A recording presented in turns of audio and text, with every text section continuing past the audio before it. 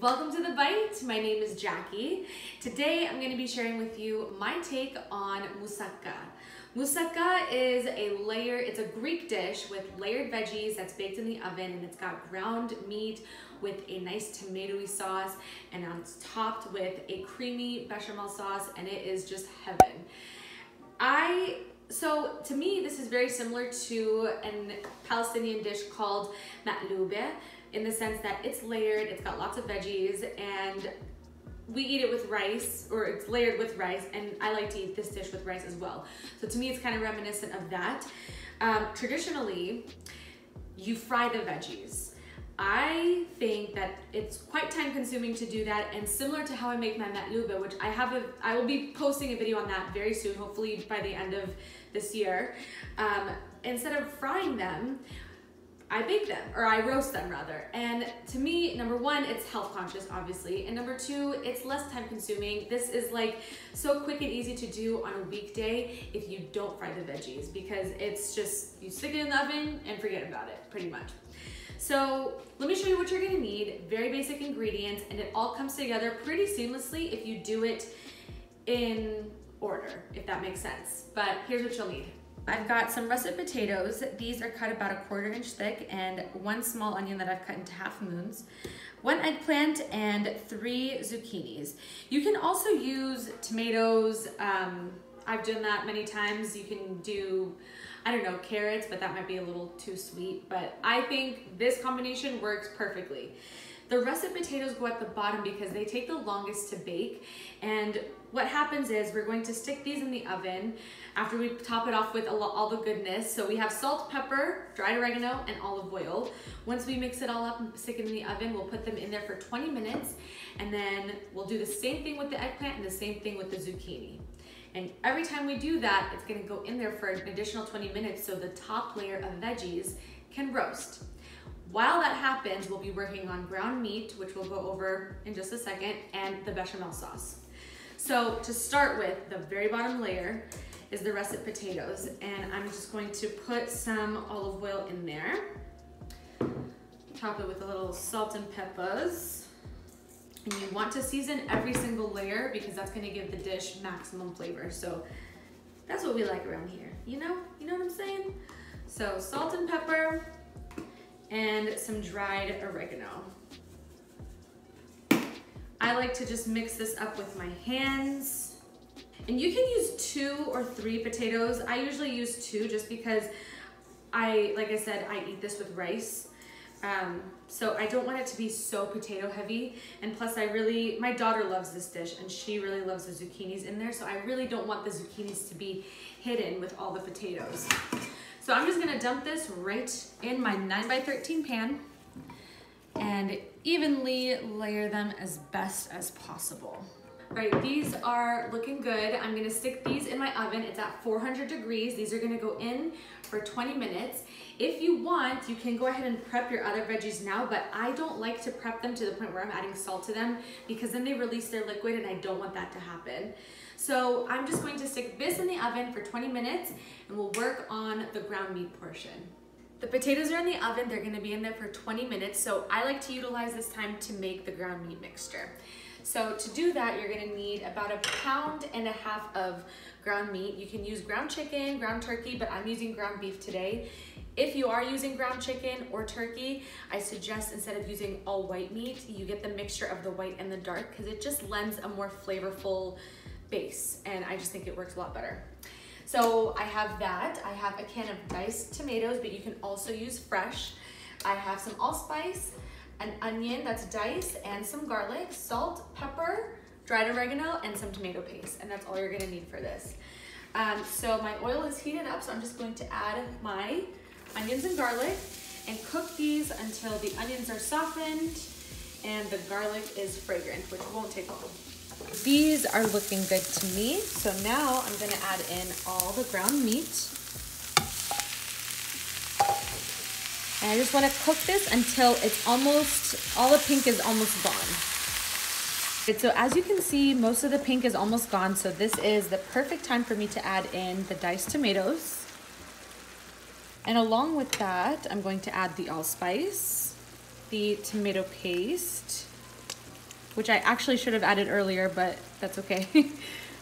And I'm going to season it with some dried oregano, salt, and pepper. So we want most of this liquid to evaporate, and if you find that your meat, I have lean ground beef, but if you find that the meat that you have is bringing out a lot of fat, then you want to scoop some of that out, because you don't really want that in the final dish, because it kind of gives you that buttery feeling on the roof of your mouth. And I just think it's better if you just scoop that out, to be honest. So I am going to keep, mixing this, cutting up the ground meat, and letting this liquid evaporate. Then, once the potatoes come out of the oven and they're nice and golden brown, we can add the eggplant on top. So it took about 5 to 7 minutes, but you can see all that liquid has evaporated. We want this because, similar to a lasagna, if you have too much liquid, when you cut into it, it can all fall apart.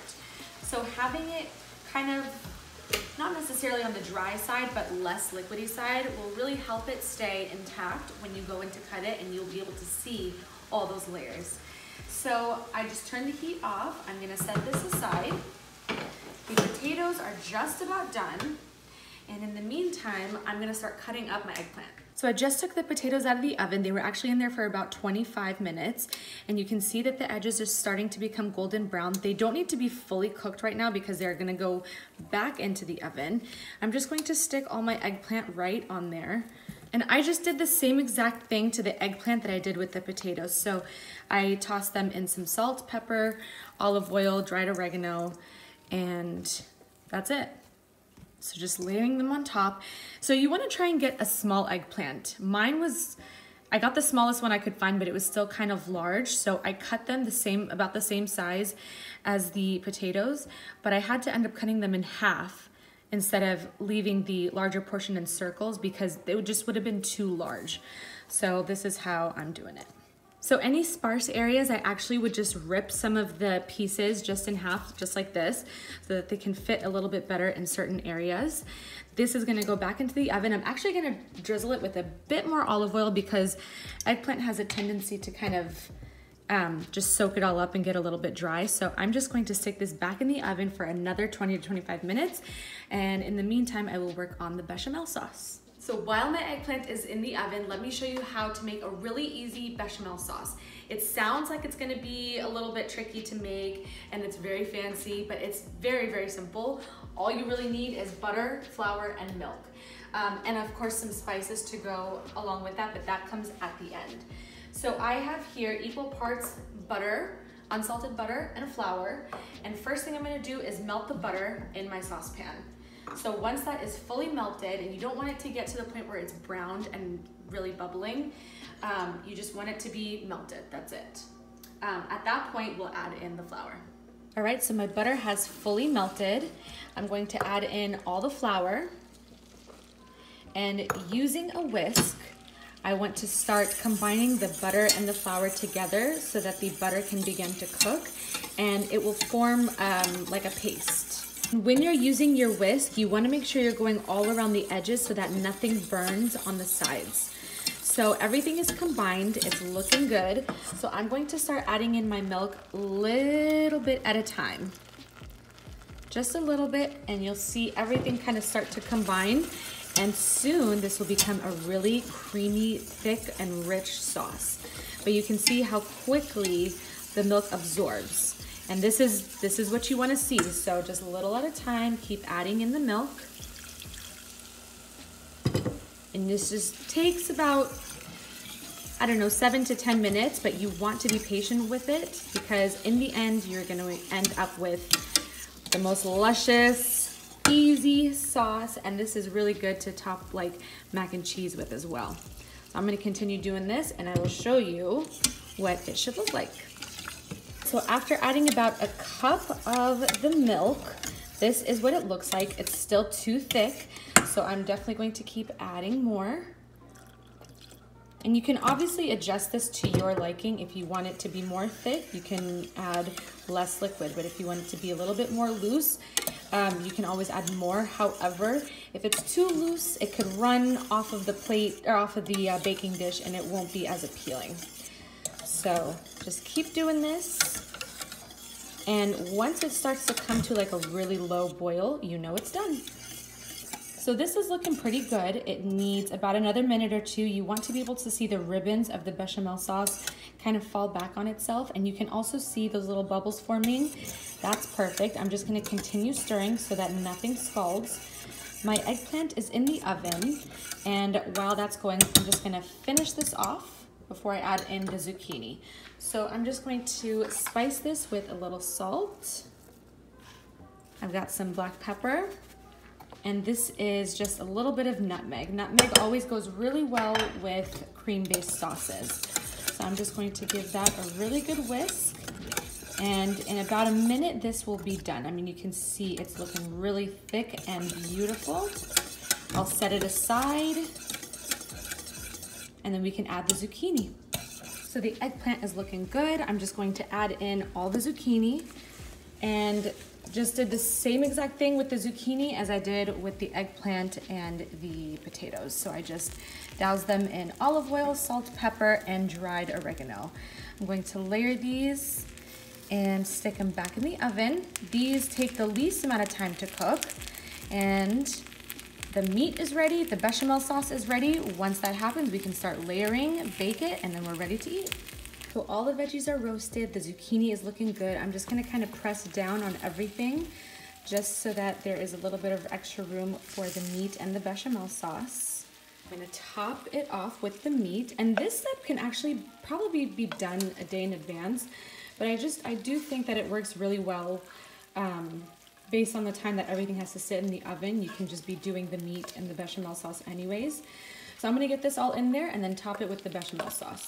So you want everything to be in a smooth layer as evenly as possible. I mean, it doesn't have to be perfect, but you want to make sure that you're getting a bite of everything in each piece. Right. This looks perfect to me. Now I'm just going to top it off with the bechamel sauce. And you can always double up the bechamel sauce if you want to. I tend to do a pretty thin layer. I think thinner than what is traditionally done. But that's just because, again, I eat this with rice, so I don't want it to be so heavy. I want to make sure that, you know, there's veggies in this. I want to feel like I'm getting some health aspect of it, you know what I mean? This is looking beautiful. Now, ideally, you don't really want these little flecks of the meat coming out, but honestly, it's all good. It's all gonna work out beautifully. So I like to top it off with a little bit of freshly grated Parmesan. This is gonna give it that nice kind of golden-ish crust. This is gonna go back into the oven until you start to see the golden crust appear, and everything is already cooked on here, so you're really just looking for a nice color on top.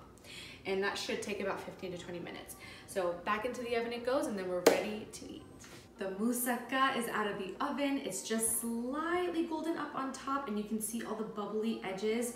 It looks so good. To me, this is the perfect amount of the bechamel sauce because I really want to taste the flavor of all the veggies. And you know we added flavor to every layer that went in this. I'm just gonna take a little bite right here because it's still really hot. As you can see, there's a bunch of steam coming out. Probably gonna burn myself. It is best to wait for this to cool just so that it can set and that each piece can stay intact a little bit better. But you know how we do around here.